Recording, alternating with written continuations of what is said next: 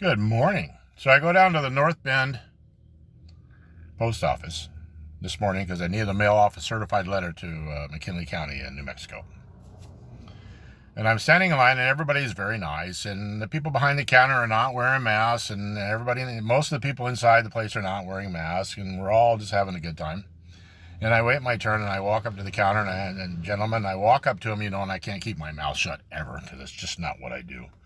I thanked him. I says, thank you for not wearing an American burqa. That way I can read your lips and I can hear and also see what you're saying. He goes, well, that's cool. I'm just following the rules, whatever. That's fine. So I need to mail this letter. I handed him a letter in the pieces, because it's like a 3-piece deal you got to put together. So then I ask him, again, not keeping my mouth shut, continuing the conversation like I always do, are you going to start following the rules on July 1st with the Kate Brown telling everybody they have to wear a mask inside a public building? He goes, well, I have to do it because I want to keep my job. And then, of course, everybody knows what I said after that. I says, well, which is easier to get back once you lose it, your job or your rights? And the guy goes, well, I really like my job. I make like $30 an hour, and I don't want to be stressed out. And anyway, during this whole time, they've got 2 guys at the front counter in uniforms taking care of everybody, and they've got like this overseer. I call her the overseer because she looks like an overseer. She's not wearing a uniform. She's got glasses on. She's standing behind everybody at the counter with her arms crossed. And I says, well, you should always kind of consider that when you think about it. I said, well, I like my job a lot. And I have to make exception here, and we have to understand something. A lot of these people that have these cushy government jobs, they know what's going on. They know they're actually on the wrong line of this fight for our rights. So we have to give them a little space. We can't be up in their face all the time, except for people like the overseer. The overseer standing behind, who's not even a part of my conversation with this young man, who's just doing a terrific job. Now, I've already made him nervous, and I'll be honest. You can see him. He's a little nervous, and he's starting to make a little mistakes here and there. And she looks over, and she says, and she just blurts it out, well, some of us act like adults. And I'm thinking to myself, no, I could have responded to her, but I just kind of gave her that look like, really? You just said that out loud? And she's standing there with her arms crossed, defending her position. So we know where she stands.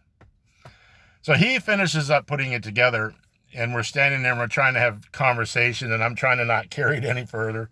And he gives me the receipt and everything. And I look at the receipt and I said, well, this is wrong. You're charging the wrong amount of money. He goes, oh, what do you mean? I says, I've done a lot of these, and you actually didn't charge me enough. You need to look at your math again because I don't want to see you get in trouble for sending a certified letter for $2 less than it's supposed to be. He goes, oh, you're right, so I'll fix that. I says, okay, great, no problem. So he fixes it, but he doesn't update my receipt, and I didn't notice it at first. You get the little green receipt, you got to keep that. That's a proof you mailed the letter. So I say, thank you very much, and thank you very much, and I walk out to my truck, and I'm looking at the receipt, and I realize that the date's wrong. So I'm like, okay, well, I got to go back in and get this fixed. If I was mailing a letter to anybody else, I wouldn't care. But this particular place, I want to make sure the T's are crossed and the I's are dotted. So I go back in and I wait in line again. And I get back over to the guy and says, I need to correct this. He goes, well, that's okay. You don't have to correct it. It's fine. You've got your proof. I says, you don't understand. I'm standing in a government agency sending a certified letter of proof of payment to another government agency. And common sense does not come into play here. What comes into play is that form filled out correctly, and are those dates correct? And I see them turning that against me and telling me I didn't pay, even though they can take my check and cash it.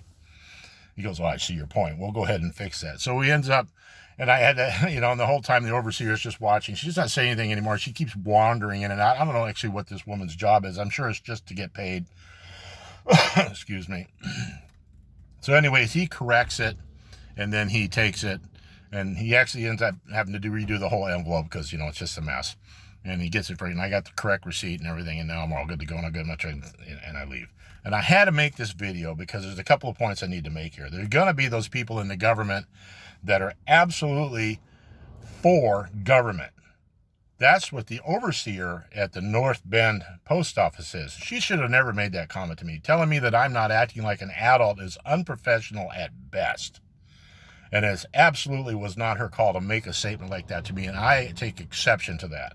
The young man that was doing his job, he was doing his job, and he was doing the best for the situation. And I will defend him in his right to wear a mask until the day he dies.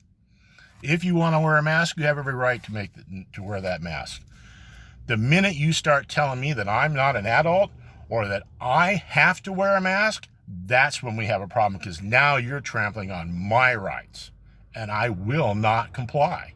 Period.